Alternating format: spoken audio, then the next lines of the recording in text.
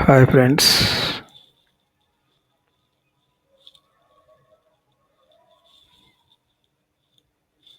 Hi friends. My name is Krishna. Welcome to PMP certification training and a brief intro about myself.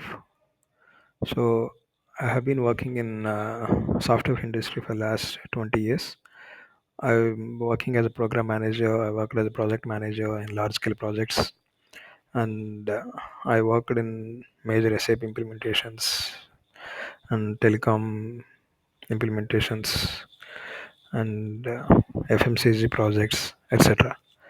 So, the idea of creating this lecture series is to discuss with you on the PMP exam preparation, and also let us jointly discuss on the practice tests. And before we move into practice tests, so I would like to brief out the approach I would like to take about this video series. So before we jump into the main domains and tasks and the discussion on each task and practice tests or quiz on each task. So today I would like to have a brief introduction about project management and the PMP certification and what exactly PMI wants to test and based on what PMI wants to conduct the exam. So friends, basically this is an intro slide, first slide. Okay, so this course will definitely help you. So mastering the human element of project management. So that is people domain. And as you all aware, so in PMP, as per the exam content outline 2021, there are three domains are there. One is people domain, second is process domain, and the third one is business environment domain. So all these three environments put together covers the all the tasks that are covered in the PMC certification exam. So we will have a detailed discussion on each domain in this, and also how the exam will be there, and what are the important points to remember. Okay. So what is the agenda of this?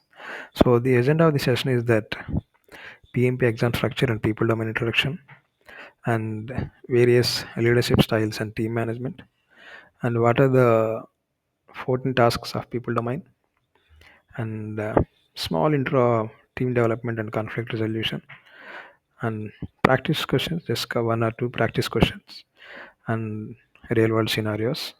So definitely, other than these practice questions, there will be a separate video discussion on each task.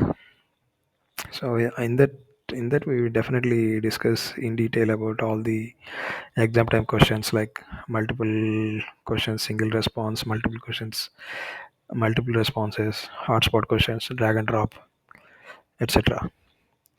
And key takeaways and next steps and the training objectives. So once we finish it, we'll be able to understand the people domains 42% weightage in PMP exam, master the 14 critical people domain tasks, build confidence for exam cell scenarios, and the learning outcomes. So once you finish this one, so you will be able to apply effective leadership styles based on project context, implement conflict resolution techniques for team dynamics, develop strategies for building and supporting high performing teams, develop strategies for building and supporting high performing teams, master stakeholder engagement and negotiation skills, and also how to use your emotional intelligence in project environments, because a lot of projects will definitely require using your emotional intelligence, at the same time understanding the project team's emotions and also their mindset to successfully run the projects. And we'll discuss and how to navigate people domain exam questions. So in this slide we will discuss on the PMP exam overview and the people domain. So in the exam, so the PMP examination content outline identifies three domains of project management, as we already discussed in the very beginning. So each domain represents a specific aspect of project management practice. The first one is people. So 42% of exam content. So basically focuses on leading the project team, engaging stakeholders, and managing conflict effectively. And the second most important is process domain. So which covers 50% of exam content. So covers technical aspects of project management, methodology and tools. And the third one is business environment. So already we discussed people covers 42% and process domain covers 50%. So there is 92% is already covered. So rest is 8%. So the 8% of the exam is covered on business environment. So which basically addresses organization strategy, compliance, benefits delivery, etc. Okay. So the people domain represents nearly half of the PMP exam content. So which will have 76 questions from 180 questions. So emphasizing the critical importance of interpersonal skills required and the leadership which it requires to be demonstrated in project success and various scenarios. Sorry. So how the content is distributed already we have seen.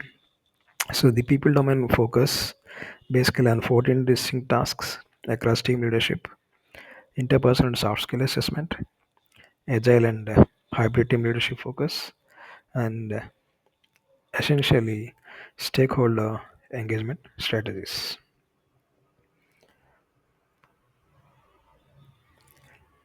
So what are the 14 tasks in the people domain structure and how they are covered? So the first task is manage conflict. Second one is lead a team. So in this PMI test, how project managers are expected to lead a team and what mindset the PM should have. Third task is support team performance. Fourth task, empower team members and stakeholders. Task Y, ensure team members, stakeholders are adequately trained. So which is very critical because training to the team members and training to the stakeholders is very much essential. And the task 6 is building a team.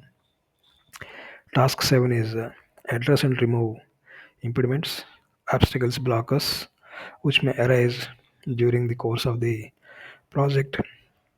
So this may happen at any stage of the project. And task 8 is negotiate project agreements. Task 9, collaborate with stakeholders. This is very critical. Task 10, build shared understanding. Task 11, engage and support virtual teams. Task 12 is define team ground rules, which is very critical because so these ground rules defines how teams will behave and should behave during project execution. And project succession depends upon the well defined ground rules. And task 13, mentor relevant stakeholders. So sometimes stakeholders also need mentorship because Previously the stakeholders might have worked in a predictive environment. Now they may be moving to agile environment or hybrid environment. So their stakeholders may feel overwhelmed or maybe confused or maybe lack some confidence. So there this task will help. And the last but not the least, task 14, promote team performance through the application of emotional intelligence. This is very critical. So having said that, out of the three domains, people domain is critical. Why so? So it represents 42% of exam content. That is fine. So one of the single largest focus area for test preparation, and essential for both predictive agile and hybrid project management approaches. And if you understand, we are discussing about process domains, we will be discussing about business environment, but to ensure the process runs successfully, ensure and adapt to the business environment, people are important. I have defined a process in place, I have put up a process in place, but adhering to the process, following the process depends upon the people. So that is the reason people domain is very critical. So people domain and the tasks and the people domain will overlap across the remaining two domains, which are process and business environment. So, and this definitely directly impacts project success through effective stakeholder engagement.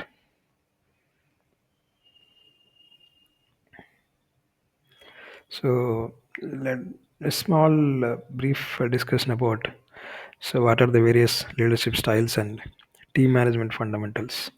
So, what are the leadership styles? So, the PMP exam basically tests you about ability to apply appropriate leadership styles based on the project needs and the team dynamics and organizational context, and also based on the situation and the scenario where you are involved in. Okay, it could be a pressure situation, or maybe a pressure from vendor side. It may be pressure from the sponsor, a product owner, various stakeholders. So when we discuss about the leadership styles, okay, so PMI uh, focuses basically on servant leadership. We'll discuss in detail in my further videos. Transformation leadership, situation leadership, and directive autocratic leadership. Each leadership style will have its own way of getting the work done, and also which impacts the project team, stakeholders, and everybody. So already we have seen the leadership styles. So there are four leadership styles which PMP focuses. There may be others also, but at a high level, one is the servant leadership, so which focuses on what the team requires first, and what resources they want. Okay, accommodating the team members. Okay, are there any blockers? Okay, are there any individual project team member is low on his performance, or any something which the project team member is not able to express openly, okay, but impacting the project delivery. Okay, so the servant leadership is highly seen in agile project environments. So second one is transformation leadership, so which inspires and motivates through vision, creates buy-in and commitment through your personal charisma and personal relationship with various stakeholders, various team members. So this requires motivating the teams, transforming the team members, etc. And the third one is situation leadership. So this is very critical because sometimes servant leadership may not help you, transformation leadership may not help you, but you need to act and you have to show your leadership capability depending upon the situation presented to you or which is in front of you, making you to take a decision, or lead the project. So, and the fourth one, which is outrightly, which contradicts about three leadership styles. So, which is directive, that means you are showing the authority of a position. So, this is also very important because when there is a crisis, okay, so at the time you have to put your step down and take a decision. Okay, so next, the situation leadership models. So one is a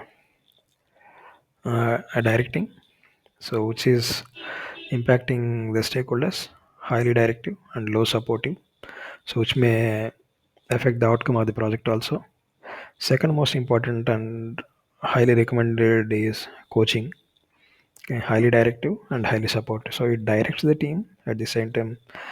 This approach supports the team also. Next one is supporting. So in this supporting leadership model, we are focusing on lesser directors, whereas we support the team heavily. So we handhold them, we mentor them. Okay. So we build a camaraderie between the team members, understand his personal problems. Okay. And the and next one is delegating. So delegating is we are assigning tasks to different people. So it doesn't have much direction and less supportive. Just I have a task, I'm just assigning to a team member. He could be a team leader or he could be technical lead or any project team member. So and now the team management fundamentals. So what are they? The first one is team charter. So in team charter, we will establish the ground rules, roles and responsibilities. So very early in the beginning, before the team is formed, because this is going to help preventing any conflicts that may arise. Second one is psychological safety. So in this, we are creating an environment where the team must feel safe to express themselves without fear of any negative consequences. So he might have seen or he might have gone into a situation where he wanted to express something, if you wanted to give a feedback, but due to the peer pressure or maybe your own inhibitions, or maybe afraid of what could be the negative consequence, or maybe my project manager you know reprimand you after the meeting is over or something like that. Okay, so there we have to provide a psychological safety to the team members. And next one is developmental stages. So understand and manage team through various phases. We'll discuss in detail. So basically, what are the phases or stages of team development? Forming the team, storming and norming, performing and adjournment. Okay. And next is conflict management. So use collaborative approaches to address conflicts constructively and build team cohesion. Guys, one thing is very critical. If you know how to resolve a conflict, your project is successful, because this is where the entire project success is dependent. Because in conflict management, you will identify what is the root cause, source of the conflict, what approach you are going to take, because it's all between people. So and people are critical for delivering the project. And once the project is successfully completed, or maybe during the course of the project, or when a milestone is achieved, when a deliverable is successfully completed and client accepted it, it is good to give recognition to the team members, appreciate them, reward them. Yeah, yeah. Next. So the first task, as we discussed, it is manage conflict. So conflict management is a critical skill for project managers. Already, though you are not a PMP certified project manager, or maybe you might have seen the conflicts at your workplace, and also conflict is very important in life, because if you see it, you find conflict at every place. At home, there may be conflict between brother and sister, own brothers, or maybe even sometimes I myself and my father may have a conflict, which may not agree. Okay, so conflict is everywhere, and it is good also. So earlier there is a notion that conflict is bad. Okay, but conflict is good really. Okay, it helps you a lot and helps you to evolve as a person also. Yeah. So conflict management is a critical skill for project managers. Effective conflict resolution leads to better solutions, strengthened relations, and improved project outcomes, which is very critical. So, what are the conflict resolution techniques?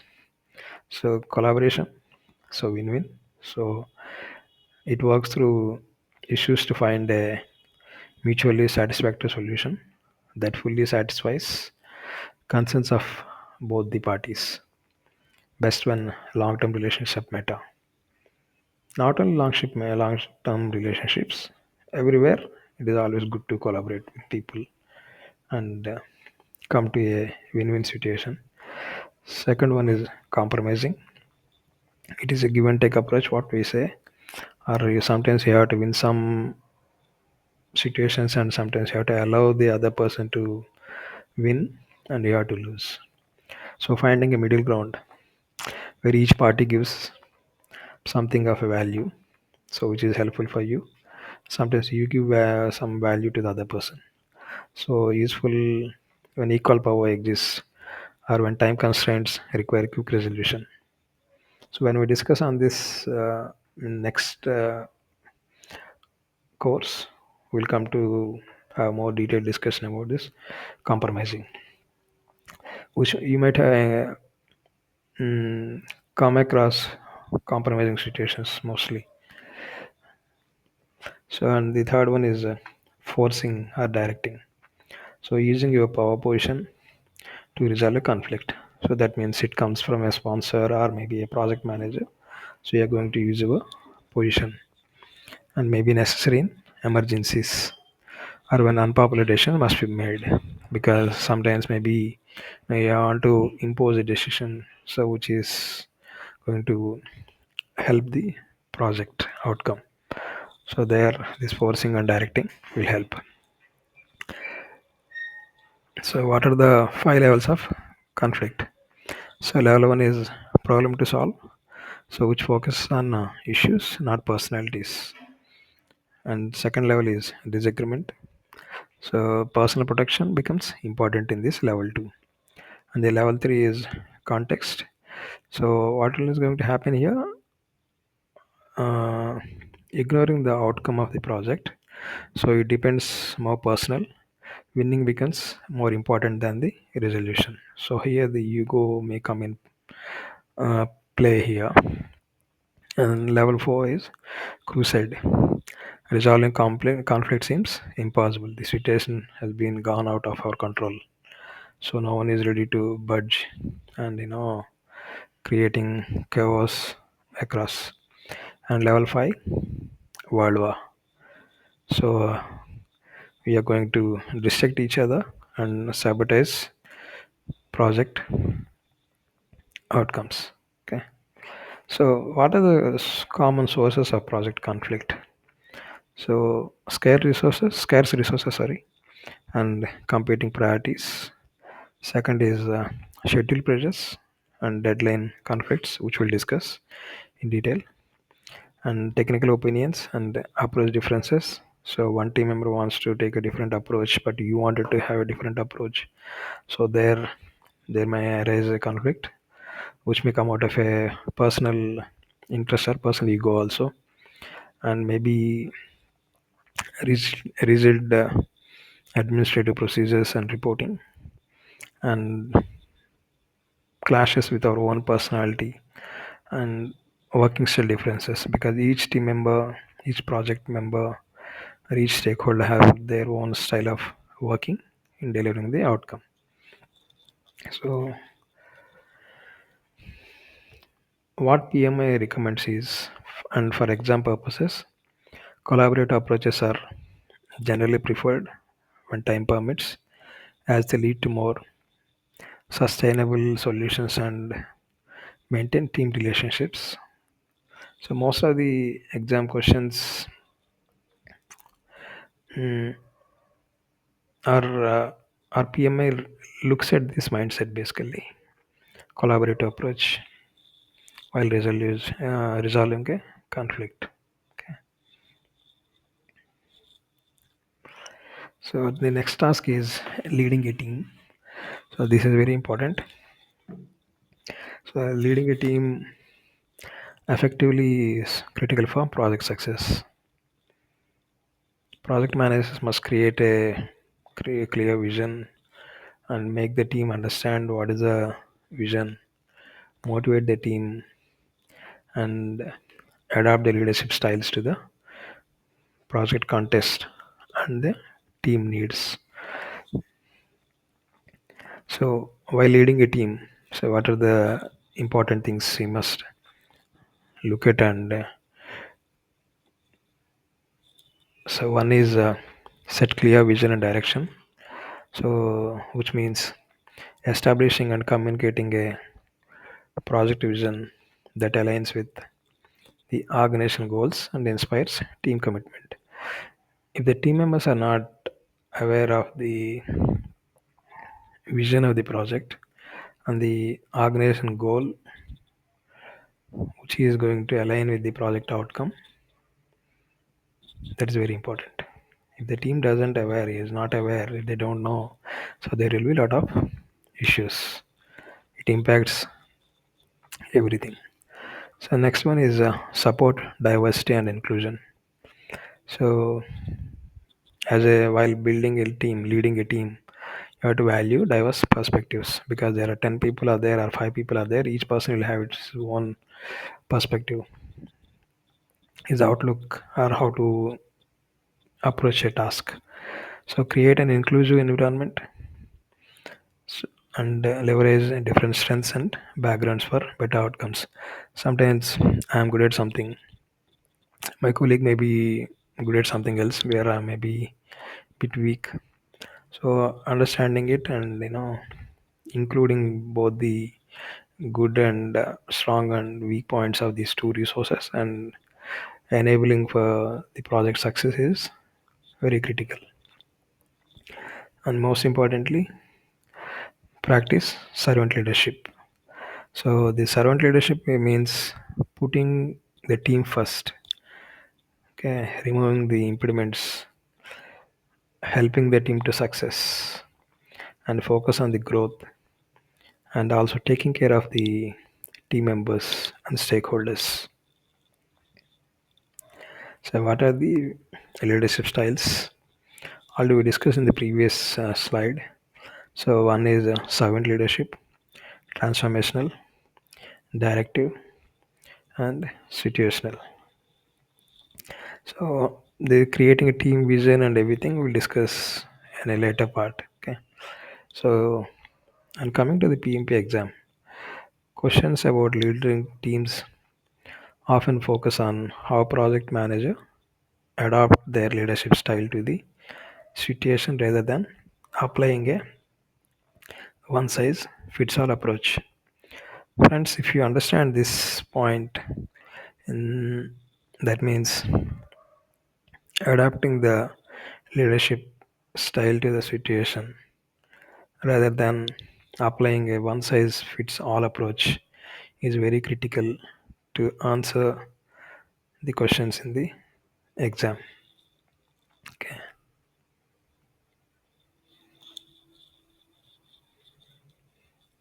So next task is support team performance. So this is a very important one. Guys, why we need to understand one important thing here. People domain is very critical.